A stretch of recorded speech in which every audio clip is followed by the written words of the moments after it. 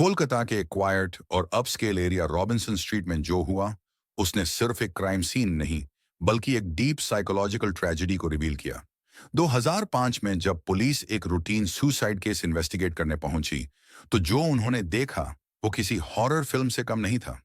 एक अजीब सुइसाइड जो सब कुछ एक्सपोज कर गई। जून 2005, कोलकाता पुलिस से एक इमरजेंसी कॉल पर 3 रॉबिन्सन स्ट्रीट पहुंची। रिपोर्ट थी कि 27 साल की अरविंदा दे ने अपने बाथरूम में आग लगाकर सुसाइड कर लिया है। पर यह सिर्फ एक ऑर्डिनरी सुसाइड नहीं थी। जब पुलिस घर के अंदर गई तो उनको लगा कि कुछ गड़बड़ है। एक अजीब सी स्मेल, एक ईरी साइलेंस और एक अनईजी वाइब पूरे हाउस में छाई हुई थी। जब ऑफिसर्स एक एक रूम इंस्पेक्ट कर रहे थे, तभी उनका सामना पार्था दे से हुआ, अरविंदा का बेटा, जो उननेचुरली काम लग रहा था। एक घर जो ग्रेवयार्ड बन चुका था। जब पुलिस पार्था दे के बेडरूम तक पहुंची, तब उन्होंने जो देखा वो उनकी इमेजिनेशन से भी परे था। एक बेड जिसमें पार्था की बहन देवजानी दे की 6 महीने पुराना स्केलेटन एक ब्लैंकेट के नीचे रखी हुई थी। 2 डीकम्पोज्ड पेट डॉग्स के बॉडीज भी रूम में पड़े थे। पार्था 6 महीने तक अपनी बहन और कुत्तों के डीकम्पोज बॉडीज के साथ रह रहा था। वो उनको रोज खाना और पानी भी देता था, जैसे कि वो अभी भी जिंदा हो। एक फैमिली जो धीरे धीरे अंधेरे में खो रही थी। दे फैमिली एक जमाने में वेल टू डू थी। अरविंदा दे एक रिटायर्ड इंजीनियर थे और उनके दोनों बच्चे, दिपजानी एक म्यूजिक टीचर और पार्था एक बीटेक ग्रेजुएट, एजुकेटेड और सोफिस्टिकेटेड थे। 2005 में जब उनकी माँ की डेथ हुई, तभी से ये फैमिली और ज्यादा आइसोलेटेड होने लगी। दिपजानी ने अपनी म्यूजिक क्लासेस बैंड कर दी। पार्था ने लोगों से मिलना जुलना छोड़ दिया। घर के दरवाजे आउटसाइडर्स के लिए ऑलमोस्ट बैंड हो गए। उनके नेबर्स और रिलेटिव्स भी शॉक में थे, क्योंकि ये फैमिली पहले नॉर्मल थी, पर धीरे धीरे एक हॉन्टेड हाउस की तरह हो गई। दिपजानी की मौत और पार्था की इंसैनिटी 2014 के मिड ईयर में फैमिली के दोनों पेट डॉग्स मर गए। दिपजानी इस बात से स्पिरिचुअली डिस्टर्ब हो गई। उसने सोचा कि फास्टिंग से वो घर को प्यूरिफाई कर सकती है।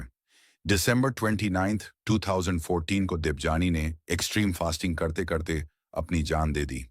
पार्था ने पुलिस को बताने या क्रीमेशन करवाने की जगह उसकी बॉडी को संभल के रख लिया। वो उससे बेड पर सुला कर रखता, रोज उससे बात करता जैसे कि वो अभी भी जिंदा हो। उसने अपनी डायरी में लिखा कि दिपजानी उससे कम्युनिकेट करती थी। यह सब इंसैनिटी का सबसे बड़ा प्रूफ था, पर कोई भी टाइम पे इंटरफियर नहीं कर पाया। अरबिंदा का सुसाइड, सब कुछ सामने आ गया जून 2005 में जब अरबिंदा दे ने सुसाइड कर लिया। तभी यह सब केस बाहर आया। सुसाइड नोट में अरबिंदा ने लिखा कि किसी का कोई दोष नहीं है, पर एक्सपर्ट्स मानते हैं कि वो अपने ही घर के हॉरर से परेशान हो चुके थे।